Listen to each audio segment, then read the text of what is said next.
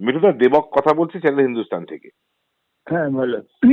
মিঠুদা, এবারে কংগ্রেস তো সবকটা আসনে প্রার্থী দেওয়া অনেকদিন পরে, 20 বছর পরে সম্ভবত, 20 বছর পরে।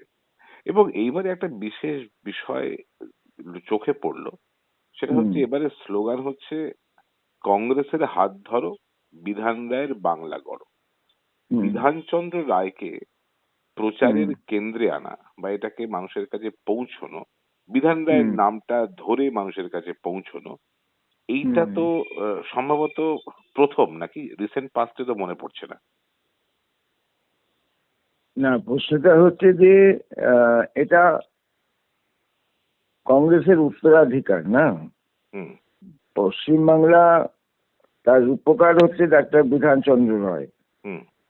তার হাতে গড়া দুর্গাপুর স্টিল প্ল্যান্ট, তার হাতে গড়া কল্যাণী উপনগরী, তার মানুষ পুত্র তোমার দামোদর ভ্যালি কর্পোরেশন, তার স্বপ্নের প্রকল্প হরিণঘাটা ডেয়ারি, তারই কল্পনায় লবণ হ্রদ থেকে সল্টলেকের জন্ম। সুতরাং পশ্চিম বাংলার যিনি রূপকার, সেই রূপকারকে স্মরণ করার প্রাসঙ্গিকতা এই জায়গাতেই যে এই উত্তরাধিকারটা কংগ্রেসের সাথে আছে। এটা অস্বীকার করে লাভ নেই যে কংগ্রেস তুলনামূলকভাবে আজকে রাজ্যের তৃতীয় শক্তি, কিন্তু তৃতীয় শক্তি হওয়া সত্ত্বেও কংগ্রেসের একটা খুব রিচ হেরিটেজ আছে, কংগ্রেসের একটা খুব রিচ ট্র্যাডিশন আছে, হ্যাঁ, একটা খুব রিচ লেগাসি আছে। তো সেই লেগাসিটা আজকে আমরা মনে করানোর প্রাসঙ্গিকতা এই জন্যই মনে করি যে কংগ্রেসের অতীতটাকে যদি স্মরণ করা যায়, বাংলার মানুষ যদি আশীর্বাদ করে, তাহলে কংগ্রেস সেই ইতিহাসের পুনরাবৃত্তি করতে পারে, কারণ এটা কংগ্রেসের ডিএনএতে আছে। উন্নয়নটা কংগ্রেসের ডিএনএতে আছে, সার্বিক কল্যাণের কাজটা কংগ্রেসের ডিএনএতে আছে। এই নির্বাচনে আজকে একটা বিরাট অংশ সেই প্রজন্ম যারা কোনোদিনও সেইভাবে বিধান রায়ের নাম হয়তো শোনেনি বা কংগ্রেসের অস্তিত্বটাকে সেভাবে জানবার অবকাশ হয়নি। তো ন্যাচারালি তাদের কাছে এই বার্তাটা নিয়ে যাওয়া তো অবশ্যই জরুরি। মানে যে বাংলার কথা বলা হয়, সোনার বাংলা ইত্যাদি, এবং যে বাংলার কথা বলা হয় আগে খুব ভালো ছিল, এই আগে খুব ভালো ছিল সময়টা হচ্ছে এই সময়টা, যে সময় বিধান রায় মুখ্যমন্ত্রী বা কংগ্রেস। অবশ্যই যেভাবে বিধানচন্দ্র রায় উদ্বাস্তু সমস্যার সমাধান করেছিলেন, হ্যাঁ, 3 মিলিয়ন এখান থেকে পূর্ব পাকিস্তানে গিয়েছিল, আর 7 মিলিয়ন পূর্ব পাকিস্তান থেকে এই বাংলায় এসেছিল, তাই না? তাদেরকে পুনর্বাসন দেওয়া, তাদেরকে ভারতবর্ষের বিভিন্ন জায়গাতে খুঁজে খুঁজে খুঁজে খুঁজে আশ্রয়ের ব্যবস্থা করা এবং আন্দামানে একটা বিকল্প বাংলা গঠন করার যে উদ্যোগ, এগুলো তো আজকের প্রজন্ম না বললে পরে তো জানবে না। হ্যাঁ, আজকে কেন কখনো সেখান থেকে মনোরঞ্জন ভক্ত জিতেছে, কেন কখনো সেখান থেকে বিষ্ণুপদ রায় জিতেছে, কেউ কংগ্রেসের কেউ টিএমসি, কিন্তু তারা বাঙালি।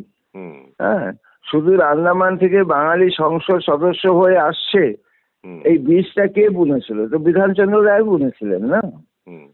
তো কাজেই এই ইতিহাসটা তো সাম্প্রতিক হলেও আজকে তার প্রাসঙ্গিকতা, মানে আজকের প্রজন্মের কাছে আরেকবার শোনানোর যথেষ্ট প্রয়োজনীয়তা আছে, বিশেষ করে নির্বাচনের প্রাক্কালে।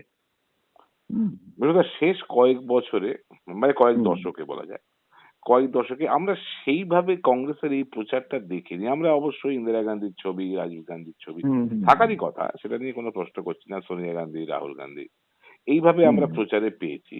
একটা খুব সাধারণ পোস্টারও আমরা বিধান রায়কে পাইনি, আমরা প্রফুল্ল বাবুকে পাইনি, আমরা সিদ্ধার্থ বাবুকে পাইনি।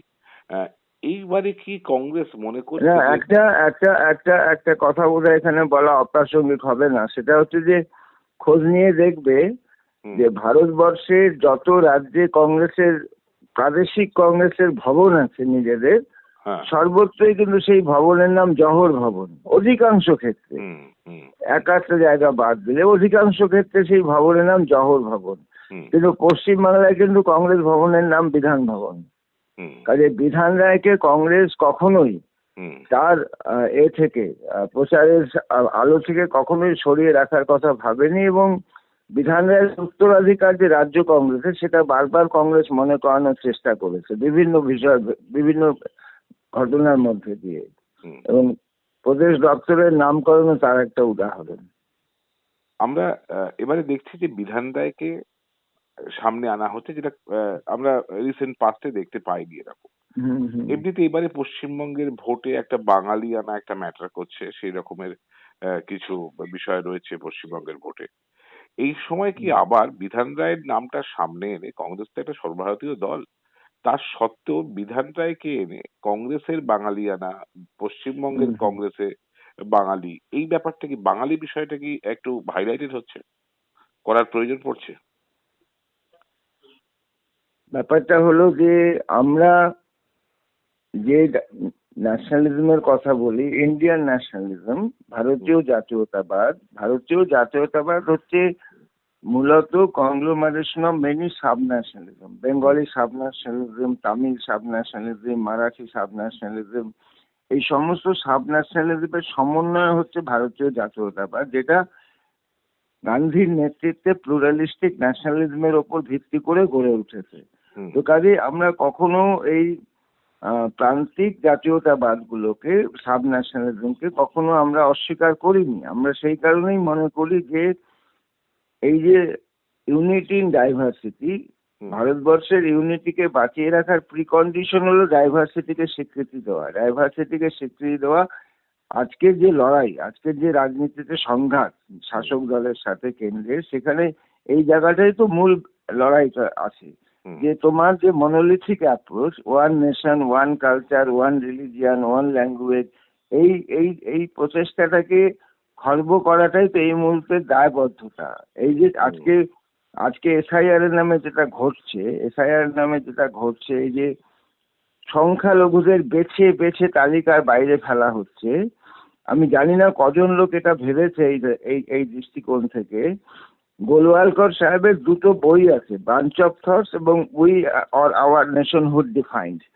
উই অর আওয়ার নেশনহুড ডিফাইন্ডে পরিষ্কার বলা আছে যে মুসলমানদের ভারতবর্ষে থাকতে হলে দ্বিতীয় শ্রেণীর নাগরিক হয়ে থাকতে হবে, তাদের কোনো রাজনৈতিক অধিকার দেওয়া যাবে না, not even the voting right.